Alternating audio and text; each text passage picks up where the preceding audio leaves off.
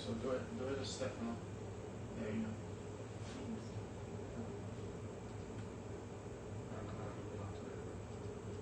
There's no way to create it. You want to do it? Just share it tomorrow.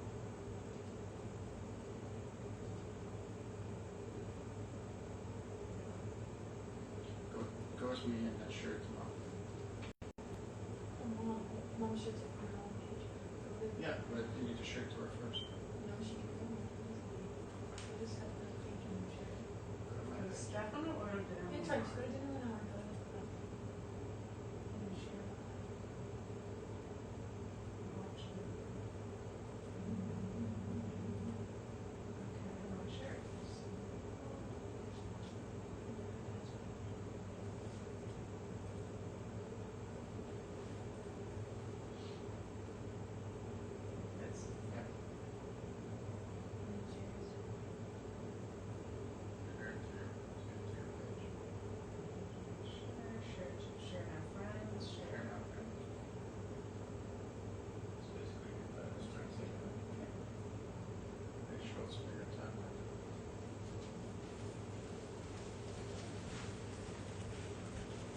What kind of pasta you gonna make, babe?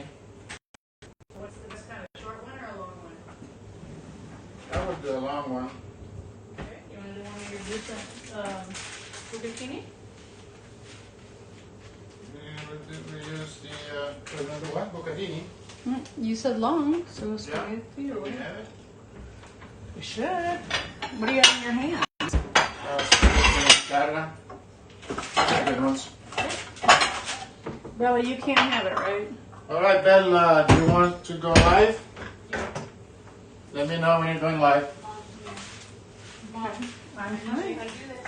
I'm coming. Hopefully I'll remember, but it's So unlikely. is everybody going to comment in the same spot, Bella, or not?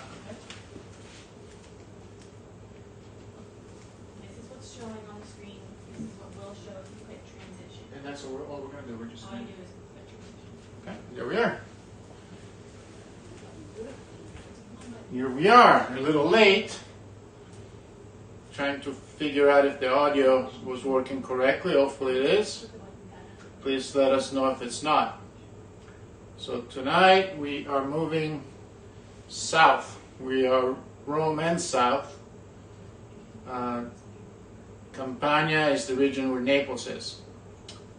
And this recipe, spaghetti alla Puttanesca, uses more the ingredients that are typical of the more southern cuisine. So the capers, the olives, right? More garlic. So something totally different from when we were doing the risotto, which is a northern dish. I was lucky enough to find some capers from a little island called Salina, which is just north of Sicily. The Aeolian Islands, 6 little islands north of Sicily. I'm going to try to remember all 6. I'm going to save the easy one for last. It's Lipari, Aliputi, Filicuti, Salina, forgetting one. Vulcano, Panacea, something like that. So the caper is the bud from the bush of the caper bush. The bud takes about 10 days to start opening and becoming a flower, so that's the period of time that they have to collect it from the plant and start curing it. It's very bitter before it's cured. In Sicily and south, Pantelleria, which is where the king of capers are grown, is cured in salt. Other places, France, northern Italy, they're cured in a vinegar and salt brine. Very different taste than this, less salty, so it doesn't require as much work to get it ready. Pantelleria, which is that little island that is famous for their capers, is south of Sicily. It's closer to Tunisia than Sicily, and another volcanic island, and the taste of the caper is said to be special because of minerals contained in the volcanic ash where the caper bushes live. So once, if the capers are not picked, they will bloom in a flower, which you saw the flower in the cover picture for the event, or whatever, for dinner in 1 hour, and then it will become a fruit, and that's a caperberry. This is a caperberry. I don't know if you can see it or not. It's much larger than a small caper, so that's a caperberry. Versus a tiny little caper.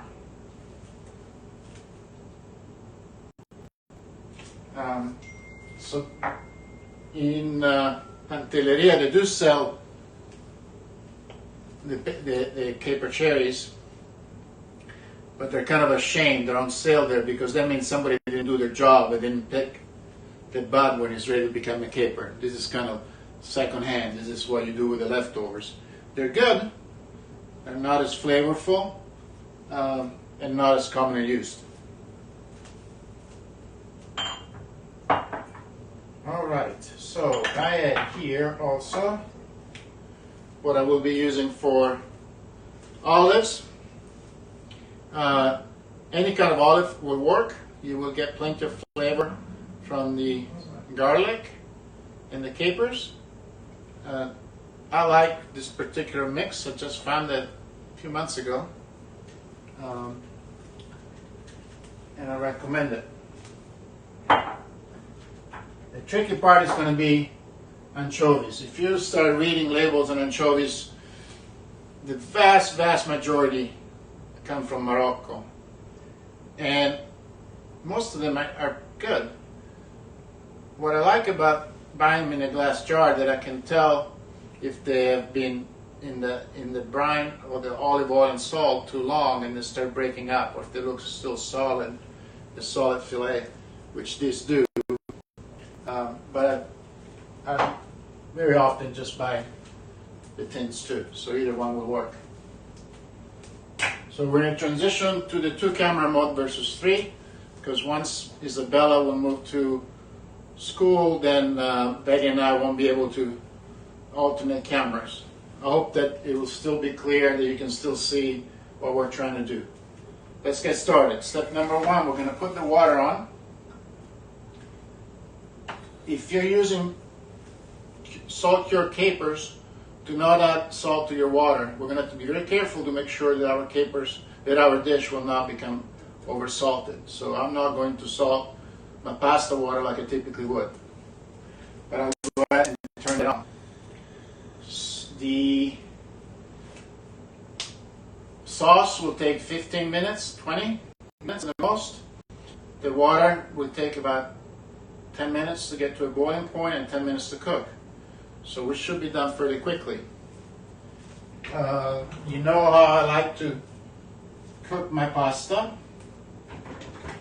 I like to finish it off in a large pan, which hopefully we still have, which I'm sure we still have. I just have to find it.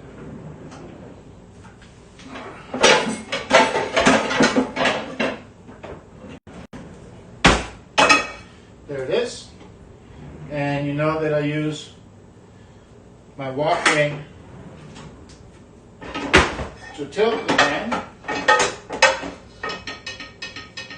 so that I can make a pool of the olive oil and use that to slowly poach the garlic. I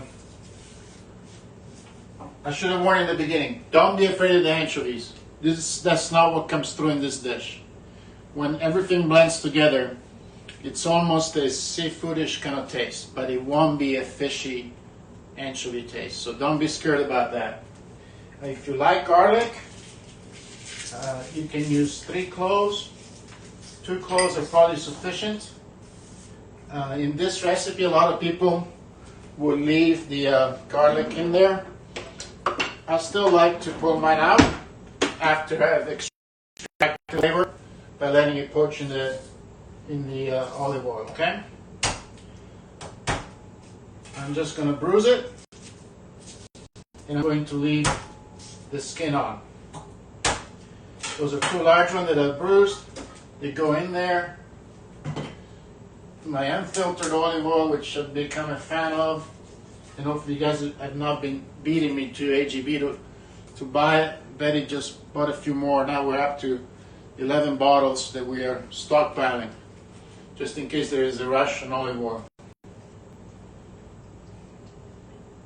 So this pasta, I won't say greasy, because it's not greasy, but it has a little bit more olive oil, because it will not have as many tomatoes, and it will become more of a sauce that will just coat the spaghetti. Okay, so as you can see here, I do have a little bit of olive oil.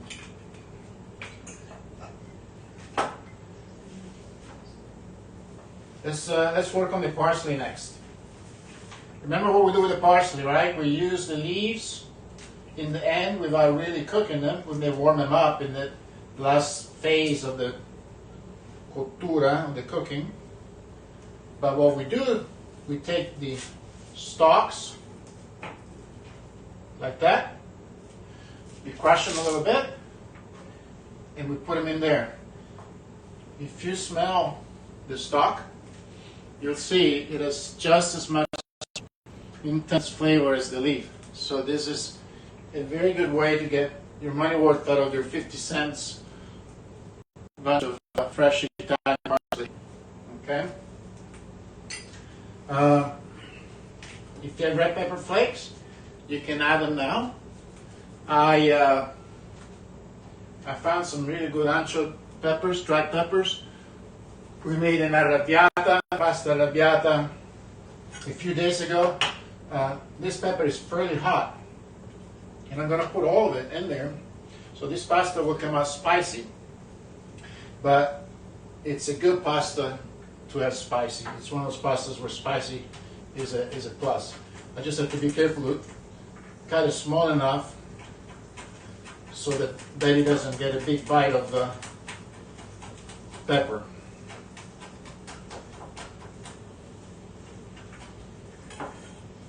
Don't scrape your knife, Stefano, you're going to ruin your knife. And I'm going to put all of it in there, okay?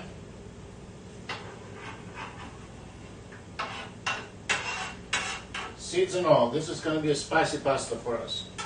You guys can adjust it to whatever you like.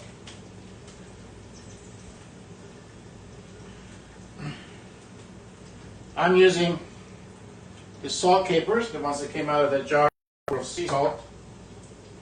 So I've been soaking them for about half an hour.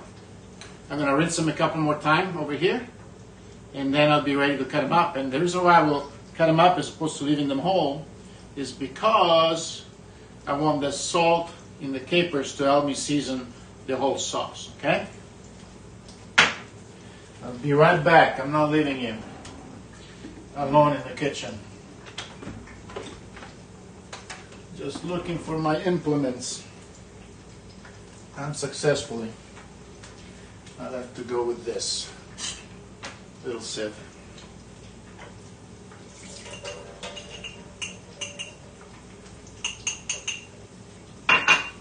All right. This is getting a little too fast. I'm going to slow it down. Remember, we're going to slow poach that garlic. We're not going to burn it.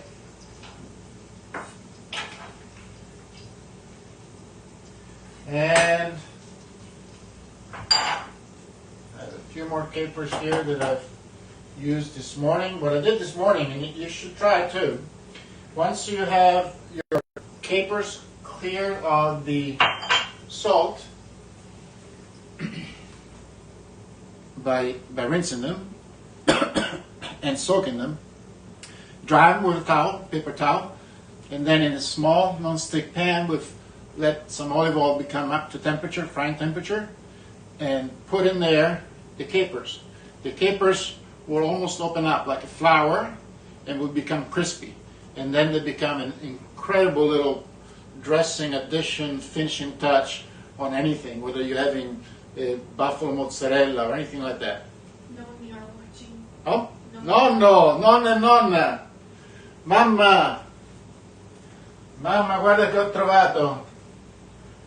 i capperi, questi vengono da Salina, vicino a Lipari, sono buonissimi. Grace Kim's mom is watching with her too. Oh, well, now we have all the moms watching. I feel I better do a better job. I better be on the ball here. Oh, this is starting to smell very nice.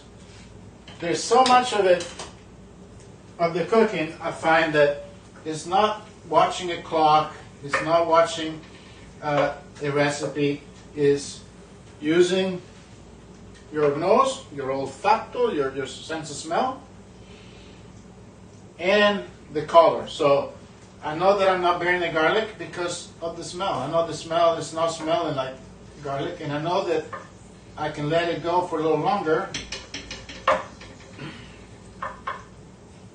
because the color is not even brown yet. I'm going to add a little more olive oil.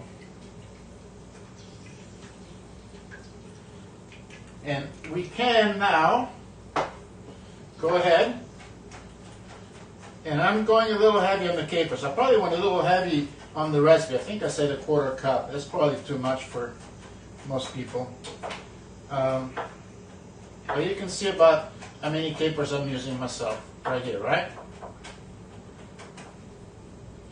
And like I said, I did cut them because I want to make sure that the salt that I have in these capers does. Whoa, I made a mess. Looks like I'm going to have to do some cleanup. Sorry. Okay. All right, so here we go. My guess is that the parsley stalks have given us all they can give us.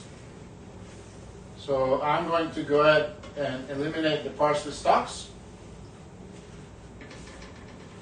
And thank you, parsley stalks, for helping us to have an awesome Puttanesca. Ciao nonno and nonna. Bella, say hello to Nonna. Nonna, who else do we have online today?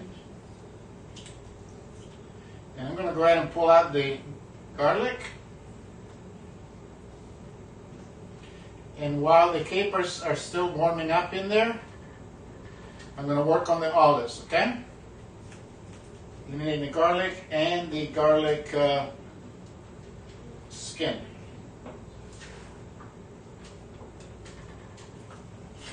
This is looking really good. The mistake I made before many times is to grab that little wok ring. Be careful because the heat will transmit to it and you can burn yourself. I'm going to go over to like a medium low. And I'm going to take a look at what I've got going for the olives. My hand is free. Okay.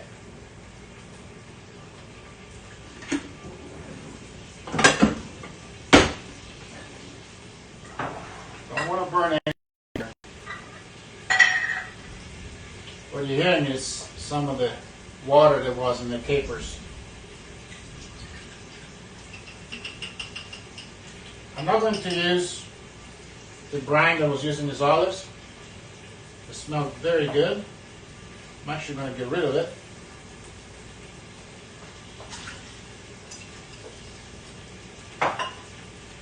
Now, you will see people making this recipe and taking the I'm going to put my water on high or it's not going to get there.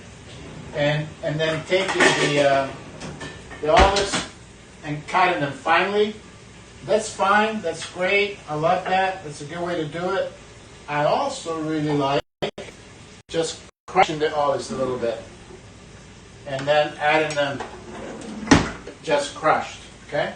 So here are my olives, all I'm going to do is crush them a little bit and I'll break them up.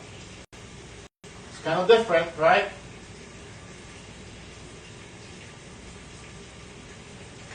But I like that technique.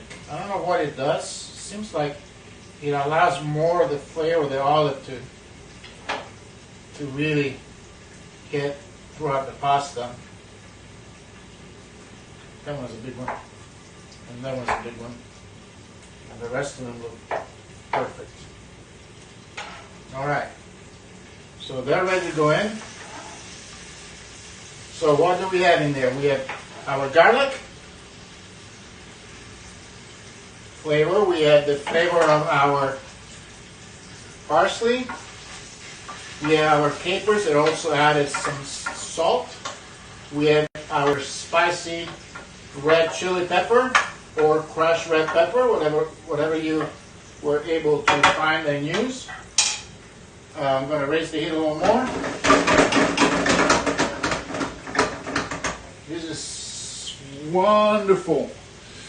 And so, I know I'm old, so I repeat myself. Get some real San Marzano. San Marzano tomatoes are so awesome, okay? These do come from within view of Mount Vesuvio, where San Marzano is. And they're awesome. They're so flavorful, a little bit sweet. So with the saltiness that we have in there, we're really going to add to the pasta. I'm going to use all of the peeled tomatoes and some of the tomato juice that it's inside of that can, okay? I'm going to need my favorite person from Amazon. If somebody wants to find that the same tomatoes, let me know and I will send you the link. I'm having a hard time finding the can opener. I put it out for you. Oh, you put it out for me? Thank you. Behind you. Yep. Yep. I can say for a fact there's no other person in Houston, not one, that loves a good plate of pasta as much as my dad. Nonno Mario is the king of pasta. You can offer him anything for dinner. And as long as somebody comes up with a plate of pasta, that's what he will want. Stefano, what kind of olives are you using? So, that's a very good question because, again, typically, most Italian traditional recipes have specific olives that you're supposed to use. So this olives you're supposed to use for this recipe are the one from Gaeta. This is a mix. This is some Kalamata olives. I actually read it earlier because I was curious to see what the mix was. So it's a mix of the Greek green Kalamata plus Nicosia olives with rosemary and parsley. So that's what's in there. Okay, here we go. I'm pulling out my whole tomatoes. So, I'm going to have to get into the details again, which you guys don't care about. So if you pull out a tomato like this, these tomatoes have been peeled, right? But the little piece that was attached to the tomato vine is still there. Some people are picky and they will actually carve that out. I don't care. It doesn't bother me any. And this is the tomato puree that's left, and we'll decide how much we want to use in there depending on how thick the sauce and how fast it's drying out, okay? All I'm going to do is a quick cut with a fork so they will cook quicker. And just breaking them up a little bit. Doesn't need to be anything because I will keep on breaking them up as they cook while they're inside the pan. The heat can come up a little bit now because we're going to add the cold tomatoes.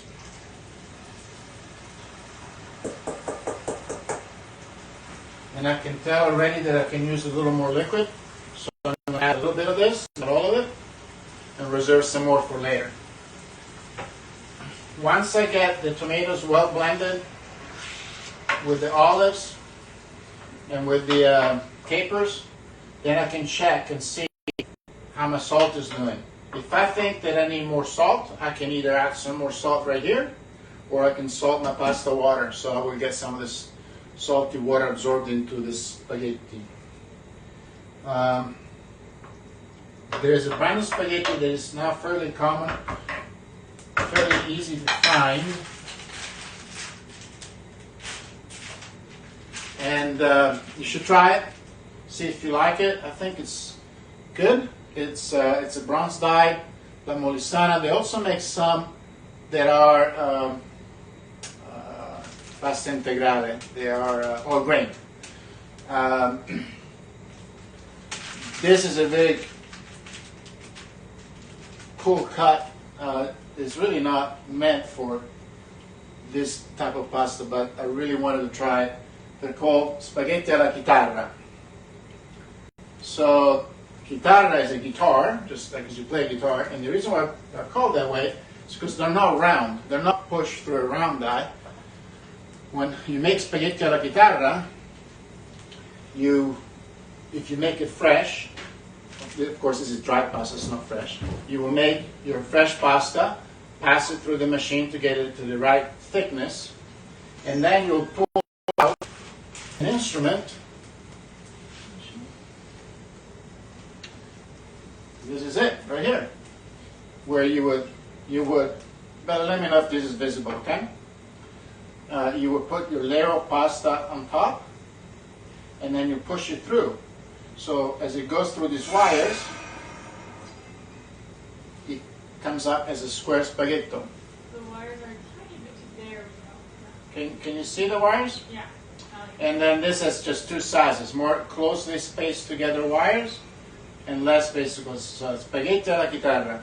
So this will be done with fresh pasta, so an egg-based pasta. We're using a dry pasta for this dish, but the spaghetti of that shape, and they're the thinner kind. So people say, oh, the spaghetti, it's just the same thing, just different shape. Different shape tastes different ways. You'll be surprised. Just the way that you eat them, it just doesn't, or they take the pasta, or they absorb the pasta, or they coat the pasta.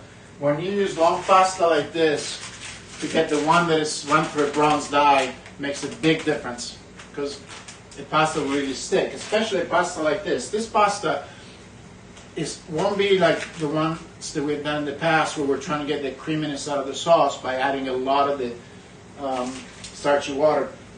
This, we will add some starchy water, but it will not come out as creamy. So to stick well to the spaghetto, to the spaghetti puro, using a bronze dye, it's a big plus. It will help your recipe. Let me clear out a few things so that when we get to the end, we will not have a mess. All right, so what did I say? This will take about 20 minutes. And there's enough liquid in there to where I feel comfortable being on medium high.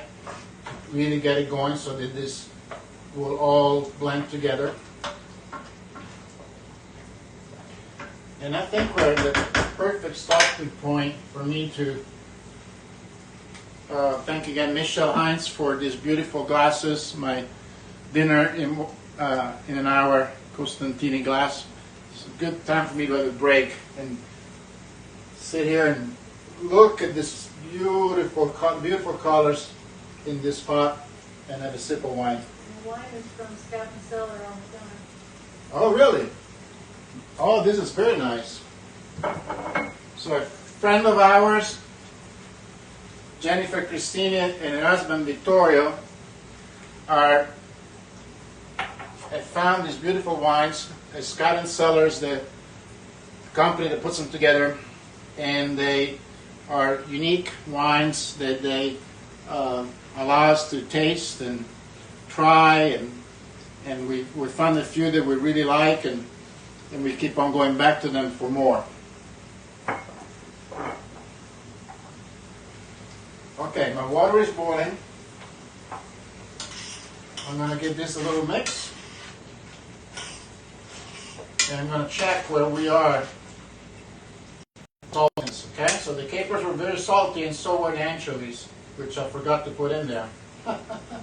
That's how bad I am. The anchovies should have gone in when the olive was, when we were right before the tomatoes. We're going to put them in now. My fault.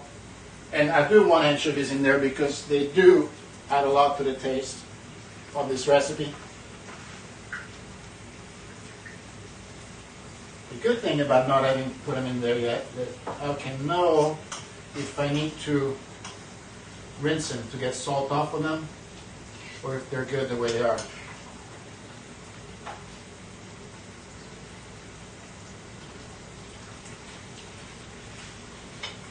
I think we can use a little more salt and we'll get that out of the anchovies. That's it to call me out on this. When you see me not following my own recipes, that's because I don't have recipes. I just do things. Alright, I said 1, 2, 3, 4, 5, 6. Alright, I like anchovies. 7. We're going to move them around on the bottom and pushing them, and they will break up into small pieces. When you eat this pasta, you will never have a single bite of an anchovy. They will all have broken down into a paste that mixes in with the rest of the sauce. Okay? So you can see they're breaking down already. I cannot even find them anymore. I knew that I was missing something because I smelled it, it wasn't there. How do you decide anchovies what to buy or not buy? Well, it's because most of them are sold in the tins. Most of them do come from Morocco, and most of them you can't tell. When you open the tin, if it's going to be just a really mushy fillet or still a nice firm fillet. So again, buy the glass ones so you can see that they're still all fillets of anchovies. But I do not have a favorite brand for that. They're not easy to come by, good ones. The same place that makes my colatura di asciughi, di alici, is the place that makes the anchovy oil also makes just salted anchovies, and I'm tempted to try them. Chittara is a small town south of Naples. So when I do this recipe, part of the fun for me is to find the true ingredients, not true ingredients, but original ingredients. These small places and villages that, because of how we're connected nowadays, are accessible to us. 10 years ago or 5 years ago, I would not have been able to go online and find the colatura di alici. This is a hole-in-the-wall little place in a small little port south of Naples. And somehow somebody gave us access to it through Amazon or through other online. So I'm still looking for the ideal anchovy place. All right, this pasta has probably here 5 minutes. So I shouldn't be putting down my pasta because this will be ready. This, you don't have to worry about overcooking. That, of course, you do. So that this, if it cooks an extra 10 minutes, it won't make any difference. It will still be perfect. Okay? All right, the other trick. Stefano was showing off. You don't cut the pasta. You grab it, you hit it, and there you go. That's how you do it if you're a pro, right? And then you grab it, and around it goes.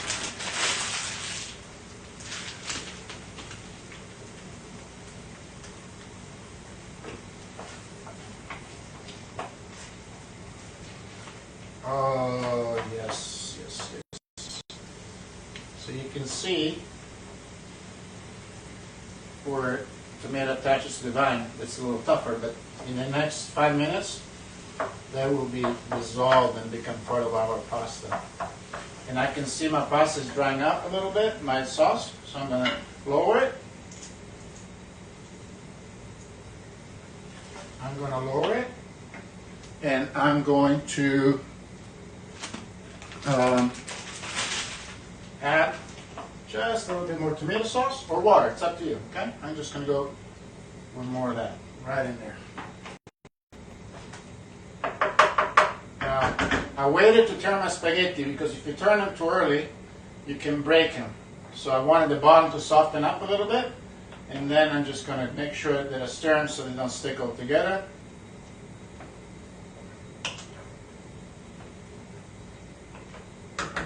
Now they've been in there, what, a minute and a half, 2? They're telling me that their cook time is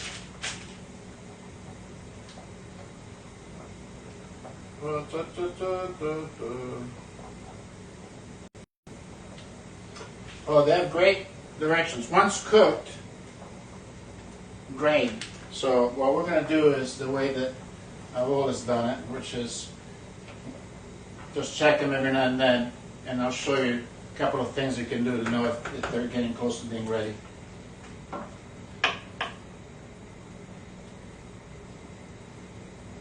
So is the one camera system or the 2 camera system okay? I think so. It'd be nice to be a little tighter in. But On which one? What do you need to see more? I think just to see less of the burner on the far right. Okay. Well, we can work on that next time. We can work on it next time.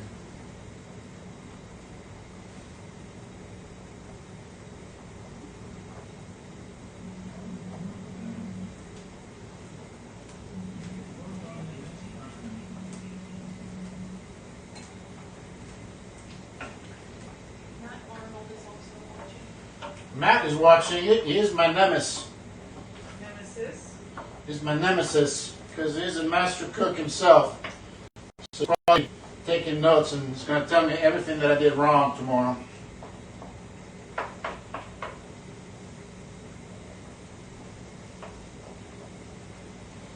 And then we're going to disagree about France versus Italy.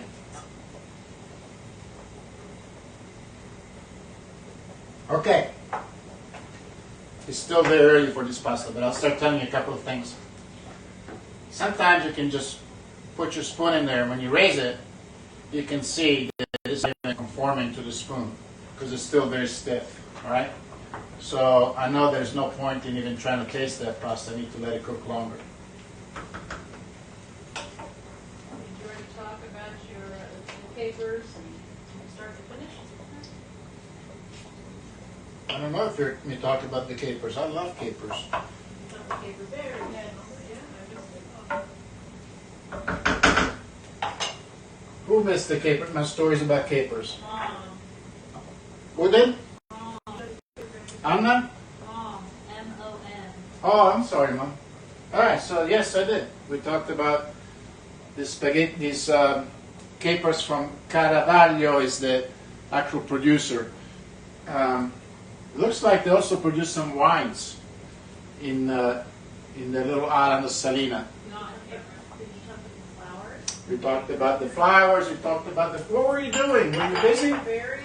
We talked about the berries. We covered it all. We were very thorough. So this sauce has a couple more minutes and it could be used. It's going to probably go for 5 more because of that, which is just fine. I will probably add some extra virgin olive oil at the very end, but I'll use that as a condiment on top, which will be just a little bit of freshness to the dish. So I probably will not add any more olive oil in here. I have enough that I can see in there, but I will add some at the end on top of the plated pasta, okay? And I will forget, just like I forgot the anchovies before. And so you guys need to remind me.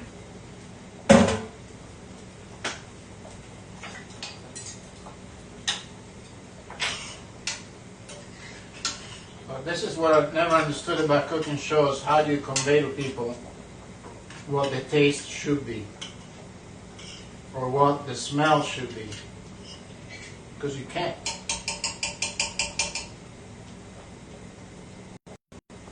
So the difference between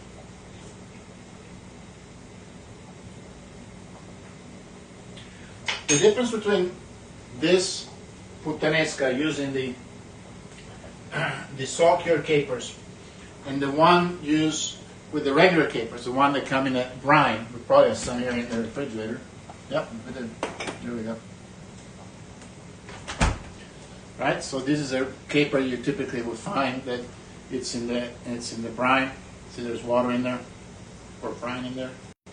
Is that unless you work with these, there will be a lot of flavor that you will miss of the caper because the vinegar will be overwhelming. They're very good. I use them very often. I have no issue with using capers that have been cured in a brine. But sometimes it's really nice to be able to have just a true caper flavor from the ones that are cured in salt. I think many years ago I was at Central Market and they had some salt cured capers that they sold loose, so they would have in their deli section just to the right of their cured meats they had some salted capers. Is that a closer view of the pasta? Can people kind of start seeing out the color and the sheen? For sure. Okay, good. So that's one way of telling where it has the sheen on the tomatoes. They don't look like the watery tomato anymore. They have a sheen to it as they bound with the oil. And look at now the pasta. See how it's conforming? It's a conforming pasta. I'm going to take one. You can either trust your taste buds, or if you're not ready to trust your taste buds, you can cut the spaghetti and you can look. Bella, is this in the picture? A little bit further down. Right there? Left. Oh, right. Yeah, right there. You can see in the middle, if that middle part is still white, it has not absorbed any water yet. Now this one is not white, so it's getting very close, but I can still feel it is stiff. There we go, now you can see it. It's white a little bit. Matt Arnold has it. Oh, wow. Oh, let me show that to people. It's Matt Arnold. Can you guys see this? Closer. To the right a little bit. You're right. All right, so this guy's trying to outdo me. We'll see. The proof is in the pudding. The proof is in the pasta.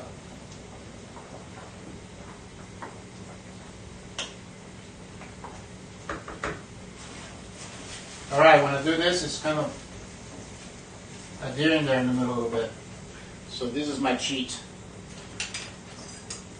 I'm going to take some of this water, starchy water, not in there. Again, we're not going to make it creamy pasta, but I don't want it to stick in the bottom here. So I'm going to use the starchy water to dilute my pasta temporarily, because I will pull out my spaghetti alla chitarra out of the pot when it still have a little bit of cooking time, and they will absorb whatever excess water we now have in here. Okay?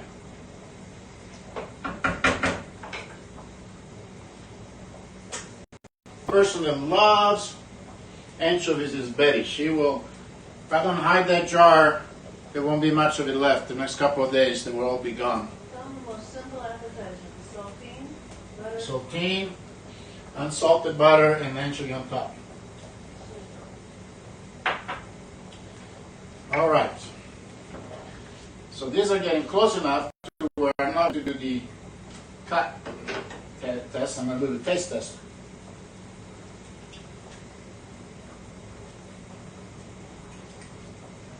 They're probably 2 minutes from being done, which means it's time for me to turn the water off and get them in here, because I want them to start absorbing the last 2 minutes of cooking, I want it to start absorbing this sauce. Stefano, what a messy cook you are. This is not an ideal filming situation where I'm looking one way and you guys in the camera's coming a different way, but we set up the kitchen for cooking. This is something that just, I don't know how it came up. I think it was a quarantine madness that made us say that we had to do this. I made a drain it.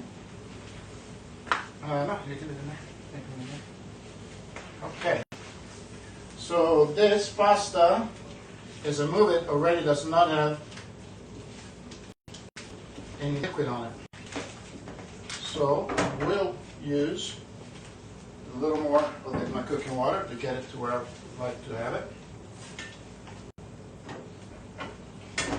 But if you want to, so you would know it's good when the sauce will actually stick to your pasta, right? So you can see it is sticking to my pasta. What we're going to do is we are going to go ahead and turn it off. I'm going to let it sit there for a second while I get a little bit of parsley ready. Once I have the parsley ready, I will sprinkle some in here, and then I may use some for garnish in the end. Don't let me forget to put some olive oil, fresh olive oil on top of each plate. Because there's nothing like a spicy, salty dish with fresh parsley and uncooked olive oil.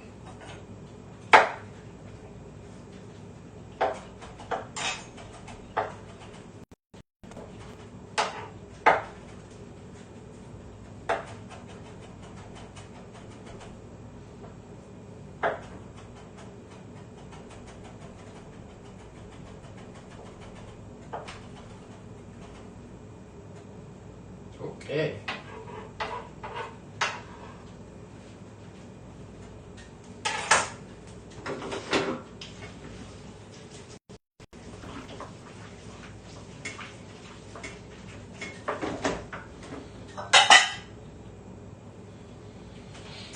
Who's going to get the first plate? I think it's going to be Betty.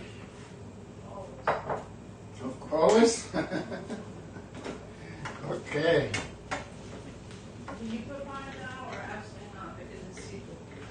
What is it, Betty? Do you ever put cheese on this or no? So in Italian, we not put cheese on this, but I don't believe in this hard and fast rules anymore.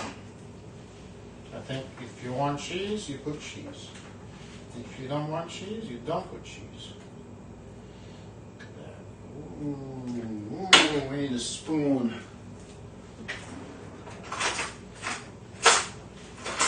We need Betty to take a picture of her pasta before she eats it.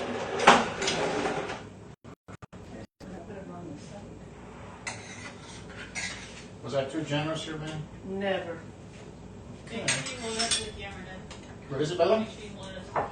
I will hold it up to the camera. So a little more parsley on top, and a little filo, a string of olive oil.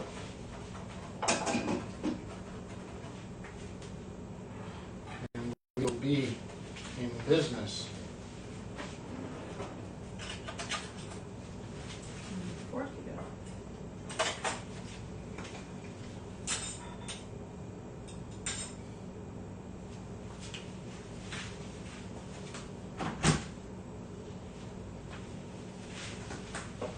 Just un filo, just a little bit. Okay, here we go. Which camera, Bella? I do this one. You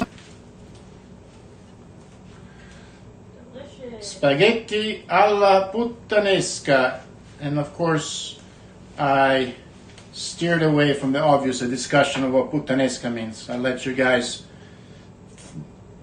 research it. It's not rated. This is a rated PG show. So,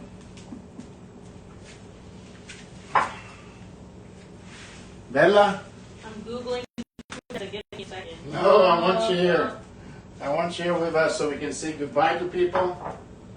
Wish them a great. Google Translate is not inappropriate. It just says anchovies, olives, capers. And that's so. It's August already, still hot. Ben and I had our 28th anniversary yesterday. We're moving on. This whatever is going on in the world is going to be soon forgotten. And tonight we're just going to enjoy our pasta and think about our friends and hope that they're having a great dinner. And we will see you next Sunday if I am studious enough or motivated enough to get you another recipe. Okay? Thanks for joining us. Bye-bye. Ciao.